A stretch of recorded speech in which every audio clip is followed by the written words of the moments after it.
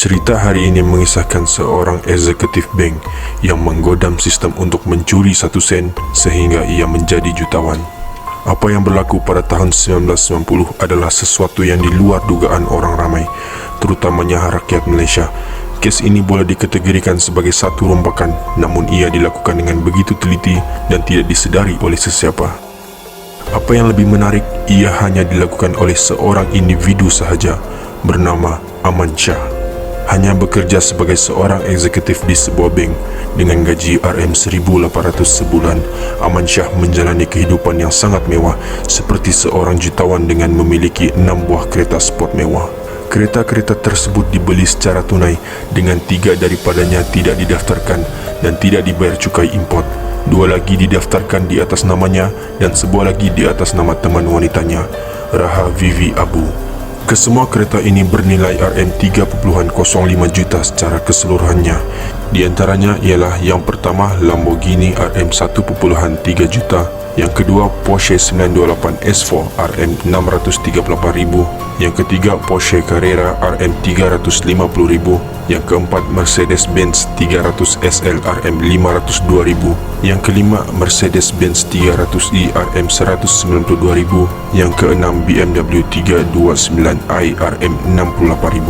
Jadi, bagaimana seorang yang bergaji sederhana mampu memiliki kesemua kereta mewah ini? Jawapannya adalah jenayah kola putih. Dilahirkan pada 9 Oktober 1966, Aman Shah merupakan graduan perakaunan dari Institut Teknologi Mara dan berusia 24 tahun ketika melakukan jenayah ini. Dia bekerja di Hock Hua Bank, Cawangan Raja Laut dan merupakan seorang pekerja yang agak cekap. Selepas tahun bekerja, majikannya melihat potensi pada Aman lalu menghantarnya untuk menghadiri kursus komputer di mana dia mempelajari kemahiran untuk melaksanakan operasinya.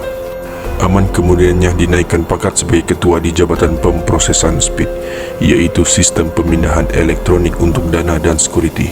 Menggunakan jawatan dan kemahiran yang dipelajarinya, sumber menyatakan bahawa dia melaksanakan operasi dengan memindahkan 1 sen setiap hari dari setiap akaun di Hock Hua Bank ke akaun proksi di bank lain. Operasinya berjaya mencapai sejumlah RM41 juta. Sebagai seorang peminat kereta sport car yang tegar, Aman tidak dapat menyembunyikan minatnya ini. Dia pernah menyertai pameran kereta sport pada Jun 1990 dan pernah dilihat bersiar-siar pada waktu petang menaiki kereta termahalnya, Lamborghini. Namun, bakatah pepatah Melayu, sepandai-pandai tupai melompat akhirnya jatuh ke tanah jua. Nasib yang dimiliki Aman Shah bertukar menjadi mimpi buruk apabila dia ditemu ramah mengenai pemilikan kereta sport dalam sebuah rancangan TV pagi Sekapur Sirih TV3 pada 3 Jun 1990. Dan temu ramah ini berlangsung, Aman sudah meletakkan jawatannya di Hock Hua Bank. Dia dengan bangganya berkongsi mengenai koleksi kereta mewahnya dan kelebihan setiap satu daripadanya pada khalayak ramai. Agak menghairankan juga mengapa dia begitu berani untuk berkongsi perkara ini,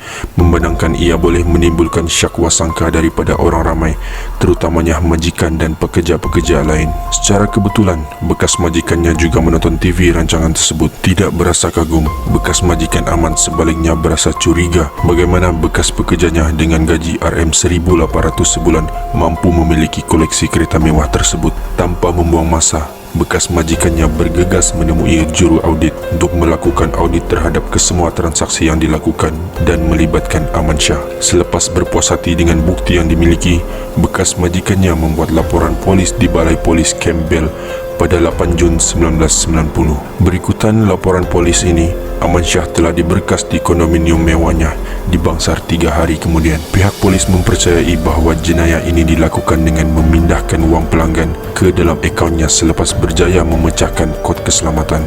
Jenayah yang melibatkan RM4 juta ini hanya dilakukan dalam masa 14 hari sahaja. Aman Shah yang ketika itu merupakan pemilik agensi pengiklanan bistro telah dihadapkan ke Mahkamah Seksyen Kuala Lumpur atas tuduhan menipu wang sebanyak RM4 juta milik Hock Hua Bank. Aman didakwa dengan 4 pertuduhan. Yang pertama, menipu sebanyak RM765,343. Yang kedua, menipu sebanyak RM634,656. Yang ketiga, menipu sebanyak RM882,629. Yang keempat, menipu sebanyak RM717,370. Keempat-empat adalah di tempat yang sama, iaitu di Hock Hua Bank. Bagaimana penipuan ini berjaya dilakukan?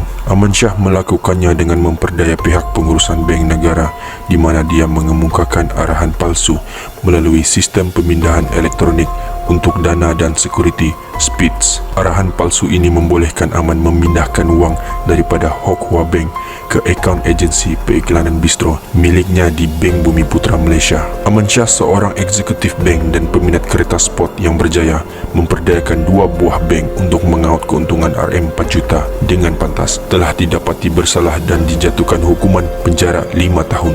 Menurut bekas warden penjara, Aman dilayan sebagai penjenayah istimewa kerana dia ditugaskan untuk bertugas di pejabat, manakala yang lain diberikan tugas fizikal lain. Juga terdapat kabar angin yang mengatakan bahawa Aman Shah telah ditawarkan bekerja dengan Jabatan Jenayah Komersial untuk polis Diraja Malaysia, namun tiada bukti yang kukuh ditemui untuk mengesahkan perkara ini. Aman Shah juga dikatakan masih hidup dan berusia 52 tahun pada tahun 2018 serta menetap di Ampang, Kuala Lumpur. Operasinya berjalan dengan lancar disebabkan pada tahun 1990 sistem perbankan di Malaysia masih menggunakan sistem buku akaun yang dikemas kini secara manual di kaunter. Jika ia dilakukan pada hari ini, kemungkinan Aman Shah akan ditangkap pada hari pertama wang tersebut dipindahkan kerana setiap sen yang hilang boleh dikesan dengan sekelip mata.